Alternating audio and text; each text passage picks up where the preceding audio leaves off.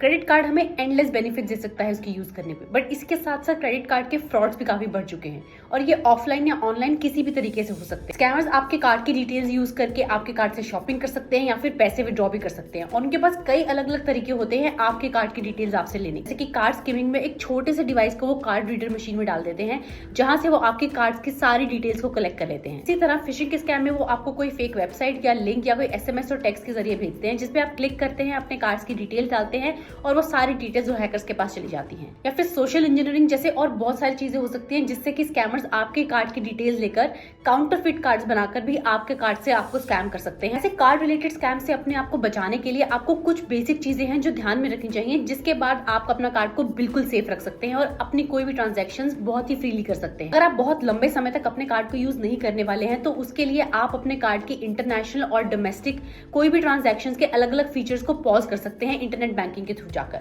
इसी तरह आप NFC यानी कि नियर फील्ड कम्युनिकेशन वाले फीचर को भी डीएक्टिवेट कर सकते हैं। इस फीचर से बेसिकली कार्ड से कॉन्टैक्टलेस पेमेंट हो जाती है, जहां पर आपको कार्ड अपना स्वाइप नहीं करना पड़ता है, बस टैप करके ही आपके कार्ड से पेमेंट हो जाती है। और बहुत इंपॉर्टेंट है कि आप अपने कार्ड की पेमेंट्स की लिमिट को सेट करें, फिर चाहे वो POS ट्रांजैक्शन यानी कि पॉइंट ऑफ सेल स्वाइप वाली ट्रांजैक्शंस हो, ऑनलाइन ई-कॉमर्स के परचेज वाली ट्रांजैक्शंस हो या फिर ATM से अगर आप कैश विड्रॉ कर रहे हैं तो वो ट्रांजैक्शन हो। सब केसेस में आप अपनी नेट बैंकिंग या फिर मोबाइल बैंकिंग या फिर कस्टमर केयर से बात करके अपने कार्ड से होने वाले ऐसे स्पेंड्स की एक डेली लिमिट अपने हिसाब से सेट कर सकते हैं, ताकि ऐसी कोई भी आपकी फ्रॉडुलेंट एक्टिविटी कार्ड के साथ होती है तो आपका लॉस सिर्फ उस लिमिट तक ही मिनिमाइज रहे, क्योंकि आपके कार्ड की ट्रांजैक्शन की लिमिट आपकी मैक्सिमम कार्ड लिमिट पर ही बाय डिफॉल्ट सेट होती है। तो इस केस में अगर कोई कार्ड का फ्रॉड होता है और आपका कार्ड किसी स्कैमर्स के पास हाथ में लग जाता है तो वहां पर आपके कार्ड से बहुत ज्यादा बड़ी ट्रांजैक्शंस हो सकती हैं। कार्ड स्वाइपिंग के केस में जब आप मर्चेंट को अपना कार्ड हैंड ओवर करते हैं तो कोशिश ये करिए कि या तो वो मशीन आपके पास लेकर आए या फिर आप मशीन तक जाकर अपने सामने वो कार्ड स्वाइप करवाएं।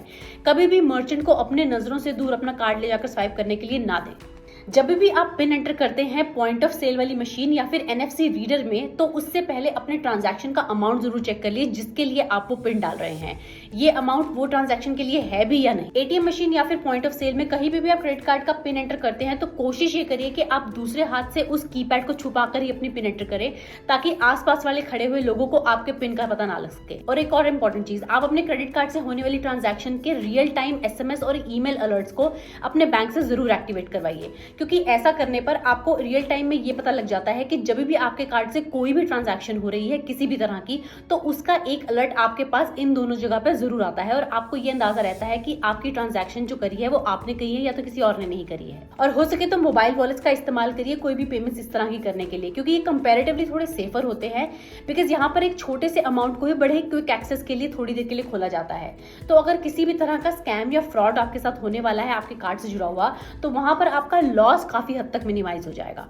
और अनफॉर्चुनेटली ऐसे किसी कार्ड के स्कैम या फ्रॉड में आप फंस जाते हैं तो उसके बाद आप अपने बैंक को इमीडिएटली इन्फॉर्म करें। इससे होगा ये कि आपकी इन्वेस्टिगेशन फटाफट स्टार्ट हो जाएगी और आपका लॉस मिनिमाइज होगा। और दूसरा ये कि क्रेडिट कार्ड होल्डर या बैंक अक्सर अपने कार्ड होल्डर्स को लायबल नहीं ठहराते हैं किसी भी फ्रॉडुलेंट ट्रांजैक्शन से हुए नुकसान के लिए। तो अगर आप अपने बैंक को इनकी इन्फॉर्मेशन जल्दी से जल्दी दे देते हैं तो उस केस में वो आपको लायबल नहीं ठहराएंगे ऐसे किसी भी नुकसान के लिए। और इसलिए ये भी बहुत इंपॉर्टेंट है कि आप अपने कार्ड की OTP, CVV, एक्सपायरी डेट या कोई भी और सेंसिटिव डिटेल्स किसी के साथ भी ईमेल, वॉइस कॉल या फिर फेस टू फेस भी शेयर मत करिए। और ऐसे फ्रॉड से होने वाले नुकसान की भरपाई आपको ना करनी पड़े उसके लिए भी एक क्विक गाइड है जो आप यहाँ नेक्स्ट वीडियो में देख सकते हैं अगर आप इंटरेस्टेड हैं तो। इसके बाद आप अपने कार्ड से होने वाले फ्रॉड के नुकसान को बचा सकते हैं और अपने रिस्क को भी बिल्कुल मिनिमाइज कर सकते हैं। और इसके जुड़े अगर आपके पास कोई और सवाल या सजेशन है तो आप मेरे साथ कॉमेंट्स में भी जरूर शेयर कर सकते हैं।